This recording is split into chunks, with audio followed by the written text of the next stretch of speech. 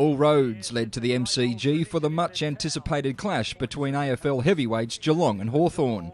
The scene was set for a mouth-watering encounter, with the Hawks in scintillating form tasting victory in their last 7 outings against the all-conquering reigning premiers.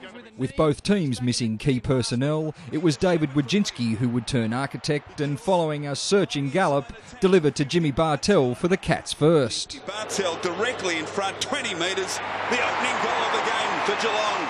It was a quick reply from the Hawks as full forward Jared Roughead received a perfectly weighted pass from Clinton Young. 50 Young decides to go to the goal square. Roughead can mark this and kick the goal. Again, the team-first policy was to the fore as Campbell Brown and Carl Peterson did the hard yakka to provide Xavier Ellis with a simple conversion. Peterson to Ellis, and an open goal will greet him, and the Hawks have their second.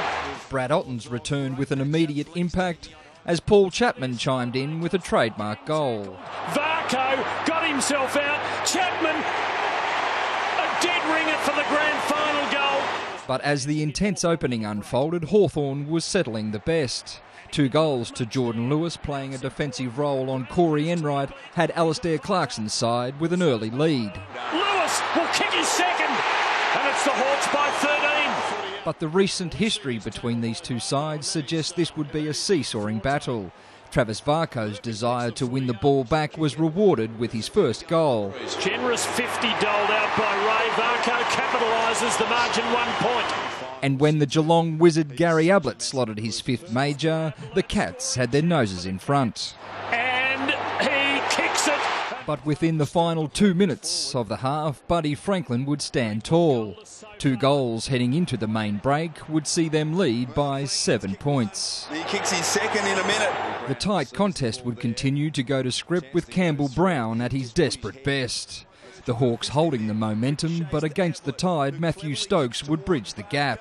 Beautifully done by Ablett. Great acceleration by Varco to Stokes. Needs a favourable bounce, gets one and goals. How good was the Ablett kick?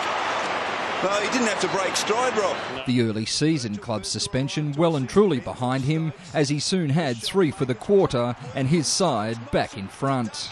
Back to Stokes, he's kicked 2 for the quarter, now he's kicked 3. One sensed a lot more than 4 points were at stake. The fierce rivals displaying their dislike for one another as Clinton Young's one-step bomb gave the Hawks the edge. To Young, who is a lovely long left foot kick, and he puts Hawthorn back in front. A ferocious contest at ground level was matched by Luke Hodges' aerial effort on the southern wing. And when Lance Franklin chalked another major, it was the Hawks' turn to lead yet again. From 45, coming back, Hawthorn lead. It would be short-lived as Matthew Stokes booted his 4th and James Podley-Ardley nailed his 1st. Ponzi-Adley onto the left boot. If you don't mind, he's kicked a goal. But as had happened throughout this titanic clash, Hawthorn refused to yield. Luke Hodges' one-hand mark and goal simply inspirational.